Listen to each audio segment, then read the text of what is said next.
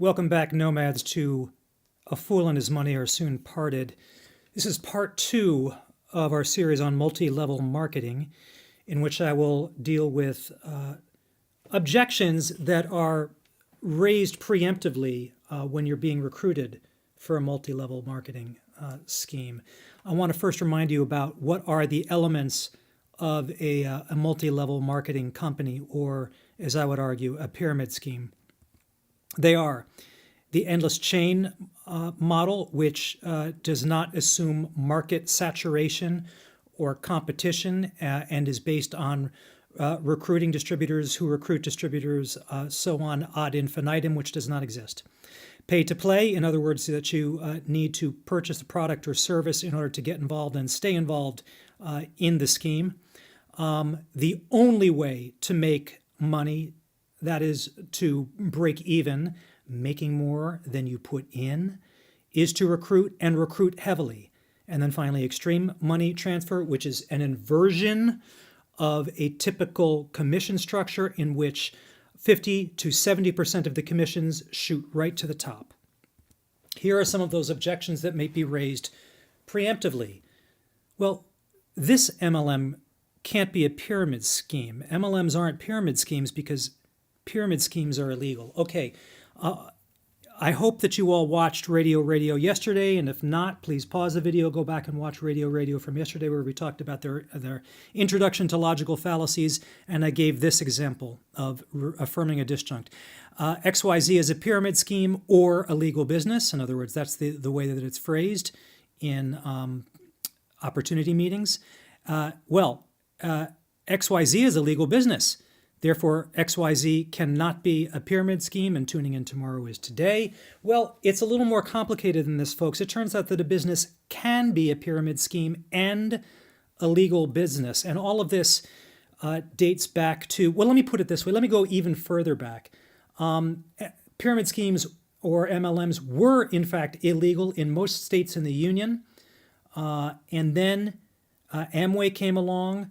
And between 1975 and 1979, there was actual investigation and litigation by the Federal Trade Commission. And then finally, an administrative law decision called In Re Amway was handed down in 1979, which stated that, in fact, Amway's business practices were not illegal.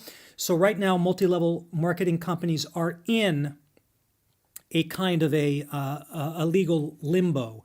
I think that the FTC or the several states would like to outlaw them, but can't. Again, we're getting off track here. The point is, the problem is the business model sucks and you shouldn't get involved in it. Okay, here's another argument. It's usually, oh yeah? Well, I think the corporate culture is a pyramid scheme. This is a type of argument, one of my least favorite, that's called tu quoque in Latin, which basically means, for my father's generation, oh yeah, so's your old man. And then mine generation, so's your mama. And then perhaps there's some other way that the kids are using tu quoque. Listen, endless chain, pay to play, recruit to make money, extreme money transfer. If your corporation X is doing this, it's a pyramid scheme. So not all corporate culture, just the corporate culture that plays by this rule. Okay.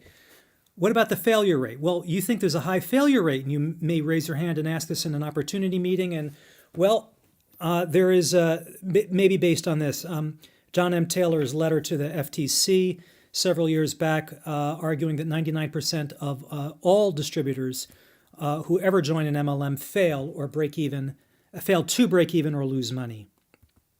The standard response these days from corporate MLMs are, well, most, or they may say all of those people who quote unquote fail, join just to get the discount on the products. And there's nothing wrong with that. And well, first of all, there is something wrong with that. It's impossible to verify. But I might say even better, if these distributors join and all they're doing is just paying their subscription fee and buying the products, it's even better for their uplines, because they don't need to waste their time and energy training them up. Anyway, so here's another one.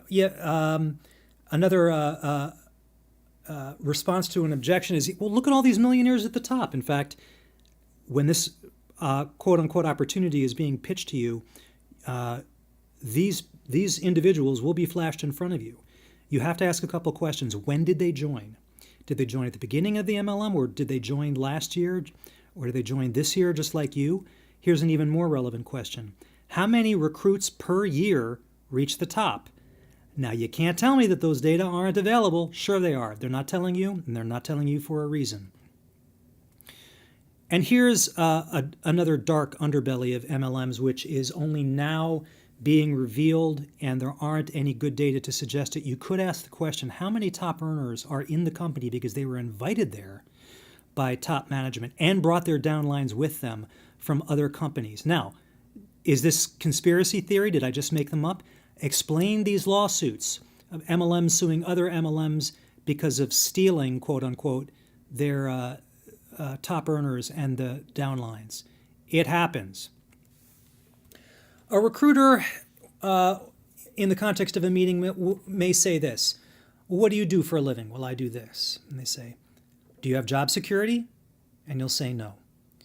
Well, let me ask you this. I'm actually going to address this later on in a further slide, so I won't answer it now. They also might say, you want to start a new business? Do you know that most new businesses fail within the first year? It's not actually true, but let them say it just for the sake of argument.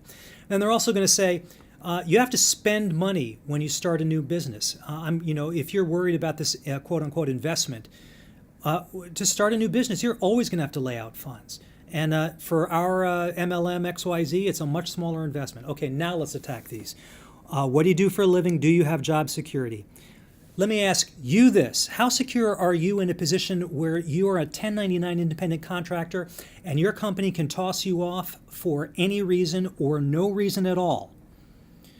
How about the next question? Most new businesses fail within the first year. This is not your business. You are a 1099 employee who can be tossed off in a moment's notice for any reason or no reason at all. Okay. I would say further, if you fail in the first year, more power to you. You probably lost less money and time, and you have more time to get on with actually building something constructive with your life. Now the last one, you have to spend money when you start a new business, and XYZ is a much smaller investment. This is not your business. That quote-unquote investment is revenue that is being passed up the pyramid. That's basically all I've got for today. There are many more objections, but I don't want to make this video overly long. If you have any objections, please add them in the comments. I'm going to conclude with this. You nomads are valuable. You are so valuable that you are way too valuable to waste your time and money in an MLM. That's all I've got for you today. I will see you in the next episode.